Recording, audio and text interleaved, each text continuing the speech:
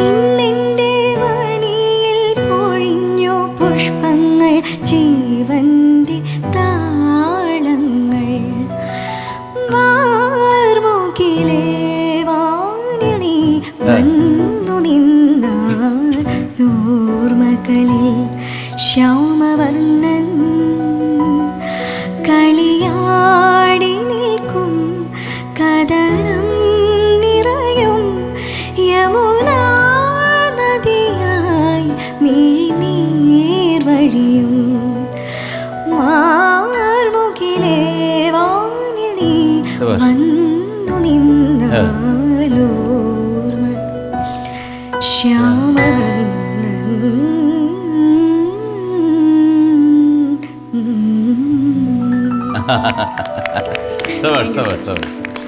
രവീന്ദ്ര മാഷ് സംഭവമാണ് കേട്ടോ, ഒരു രക്ഷയില്ല. നന്നായിരുന്നു കേട്ടോ, മനോഹരമായിട്ട് പാടി. ഇപ്പൊ ഈയിടയ്ക്ക് മൂകാംബിയെ പോയിരുന്നു. ഒരു വല്ലാത്ത ശക്തിയാണ്, കാരണം 3 ഭാവങ്ങളാണ് ദേവിക്ക്. അപ്പൊ ശങ്കരാചാര്യർ തപസ്സിരുന്ന ഒരു സ്ഥലമായിട്ടാണ് അതിനെ കണക്കാക്കുന്നത്. അപ്പൊ എന്തുകൊണ്ടും അതിൻ്റെ പവിത്രമായ രീതികളെല്ലാം തന്നെ അവിടെ ഇപ്പോഴും കൈകാര്യം ചെയ്യുന്നുണ്ട്. ഈ സ്റ്റാർ സിംഗർ ജൂനിയറിലെത്തിയത് എങ്ങനെയാണ്?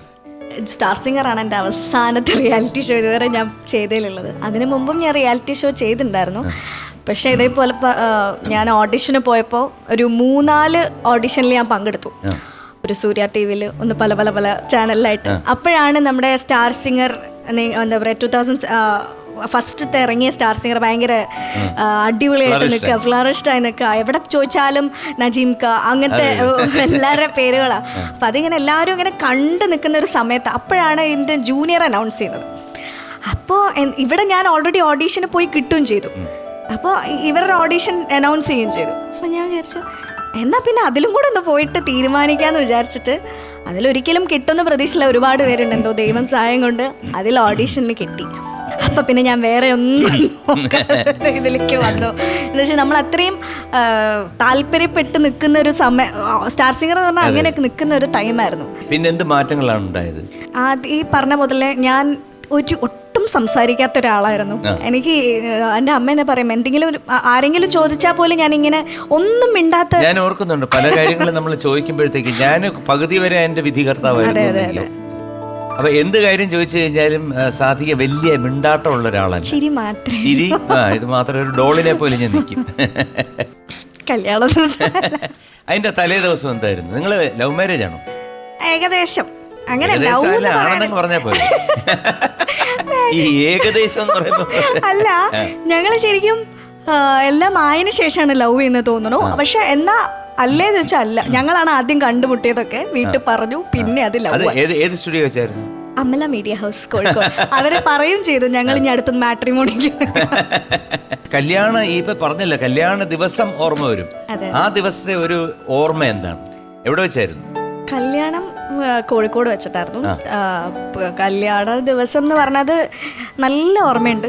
കോവിഡ് പരന്ന് നിൽക്കുന്ന സമയത്ത് ആകെ 50 പേര് മാത്രം പറ്റുന്നവരെ കല്യാണമായിരുന്നു. ഞങ്ങളുടെ വീട്ടുകാര് അത് പറയും. പക്ഷെ അങ്ങനെ പറഞ്ഞിട്ട് കാര്യമില്ല, 3-4 ഫംഗ്ഷനുകൾ കുറെ നടന്ന് അച്ഛൻ്റെ ചെലവൊക്കെ പോയി. ഈ പറഞ്ഞ മാതിരി 50 പേര് മാത്രമേ പറ്റുണ്ടായിരുന്നുള്ളൂ. അതില് 10 പേരും ഞങ്ങളെ കുടുംബക്കാർക്ക് അവർക്കും കോവിഡായി. അതുകൊണ്ട് വളരെ പരിതാപകരമായിട്ടുള്ള അവസ്ഥയായിരുന്നു. അങ്ങനെയായിരുന്നു കല്യാണത്തിന്റെ ഒരു ഓർമ്മ എന്ന് പറയുന്നത്. അച്ഛൻ ബിസിനസ്സാണ്, അച്ഛൻ പാടും. പക്ഷെ അമ്മ ഹൗസ് വൈഫ്. നിങ്ങൾ എത്ര പേരാ? അതാണ് അതിന്റെ ഗുഡൻസ് എന്ന് കേൾക്കുമ്പോൾ എനിക്ക് ഒരുപാട് ഓർമ്മകളാണ്. ഞാൻ ആദ്യമായിട്ട് മൂകാംബി പോണ ഏകദേശം 78-79 ആ പീരീഡാണ്. അന്ന് എനിക്ക് കുറേ പൈസ കിട്ടി. ഞാനിവിടെ കേരള സ്റ്റേറ്റ് കൺസ്ട്രക്ഷൻ കോർപ്പറേഷൻ എന്ന് പറഞ്ഞ ഒരു സ്ഥലത്ത് വർക്ക് ചെയ്യായിരുന്നു. അപ്പോൾ അവിടുന്ന് കുറച്ചെന്തോ ഈ മെറ്റീരിയൽസിൻ്റെ എന്തോ സപ്ലൈ എൻ്റെ ഒരു ഫ്രണ്ട് വഴി ചെയ്ത് പുള്ളിക്ക് കുറേ പൈസ കിട്ടിയ, പുള്ളിക്ക് കിട്ടിയെന്ന് പറഞ്ഞാൽ ഞങ്ങൾക്ക് കിട്ടിയതുപോലെ തന്നെ. അപ്പോൾ 8,000 രൂപയോ സംതിങ് 10,000 റുപ്പീസിൻ്റെ താഴെ ഉള്ളൂ. അപ്പോൾ ഞങ്ങൾ 3 പേര്, ഞാൻ പിന്നെ രവീന്ദ്രപാൽ, പിന്നെ ഒരു രാമചന്ദ്രൻ, ഞങ്ങൾ 3 പേരും കൂടെ പറഞ്ഞു നമുക്കൊരു ടൂർ പോകാമെന്ന് പറഞ്ഞിട്ട്. ശരിക്കും മൂകാംബിയ പോയതല്ല, ഞങ്ങൾ വെറുതെ യാത്ര തുടങ്ങി. എറണാകുളത്ത് പോയി 2-3 ദിവസം താമസിച്ചു. പൈസ ഉണ്ടല്ലോ കയ്യിൽ. അപ്പോൾ അവിടെ ഹോട്ടൽ എടുക്കുന്നു, ഞങ്ങൾ 3 പേരും അടിച്ചു പൊളിക്കുന്നു, താമസിക്കുന്നു. അപ്പോൾ എൻ്റെ മറ്റേ കൂട്ടുകാരൻ പറഞ്ഞു നമുക്ക് കോഴിക്കോട് പോകാം, അവൻ്റെ ഒരു ഫ്രണ്ടുണ്ട്. നമുക്ക് അവൻ്റെ വീട്ടിൽ പോയി കഴിഞ്ഞാൽ നല്ല നല്ല കൊഞ്ച് വറുത്തത് അതും ഇതെല്ലാം കിട്ടും. ശരി, അങ്ങോട്ട് പോവാം എന്ന് പറഞ്ഞു. അവിടെ ചെന്നു. അവിടെ 2 ദിവസം കഴിഞ്ഞു. അത് കഴിഞ്ഞപ്പോൾ നമ്മൾ റെയിൽവേ സ്റ്റേഷനിൽ വന്നിട്ട് ട്രിവാൻഡ്രത്തോട്ട് വരാൻ നിൽക്കുകയാണ്. അവൻ നിന്നപ്പോൾ നമ്മൾ നോക്കിയപ്പോൾ മൂകാംബിക, അതായത് കുന്താപുര എന്നാണ് ആ സ്ഥലത്തിൻ്റെ പേര്. അവിടത്തേക്ക് train connection Kozhikode to Mangalore to Kundapura. നോക്കിയപ്പോൾ ഉണ്ട് 12 രൂപ 40 പൈസയേ ഉള്ളൂ. അപ്പം ട്രിവാൻഡ്രത്തോട്ട് പോകാനും അത്രേ ഉള്ളൂ. അപ്പം ഞാൻ പറഞ്ഞു നമുക്ക് അങ്ങോട്ടൊന്ന് പോയാലെന്ത്. അപ്പം മറ്റൊരു 3 പേരുണ്ടല്ലോ. മറ്റവൻ പറഞ്ഞ് എൻ്റെ ഒരു മാമൻ്റെ മോന് മാംഗ്ലൂർ മെഡിക്കൽ കോളേജ് പഠിക്കുന്നുണ്ട്, നമുക്ക് അവനെയും കൂടെ കാണാമെന്നുണ്ട്. ശരി എന്ന് പറഞ്ഞിട്ട് മംഗലാപുരത്ത് പോയിട്ട് അവിടെ അടിച്ചു പൊളിക്കുന്നു. അവിടുന്ന് കുന്താപുരയിൽ പോയി താമസിക്കുന്നു. അവിടുന്ന് ഞങ്ങളൊരു ബസ്സിൽ, സത്യം പറഞ്ഞാൽ അതൊക്കെ ഒരു വലിയ കോയിൻസിഡൻസ് ആണ്. ബസ്സിൽ ഞങ്ങൾ യാത്ര ചെയ്തിട്ട് അന്ന് വളരെ ചെറിയ റോഡാണ് മൂകാംബിക ടെമ്പിളിലോട്ട്. പോകുമ്പോൾ ഉണ്ട് ഒരു കാറിൽ ദാസേട്ടൻ തിരിച്ചു പോകുന്നു, ഞങ്ങൾ അങ്ങോട്ട് പോകുന്നു. ഒരു വലിയ അതിശയമായിരുന്നു, വിശ്വസിക്കാതിരിക്കാൻ പറ്റില്ല. അതാണ് മൂകാംബി അമ്മയുടെ ശക്തി.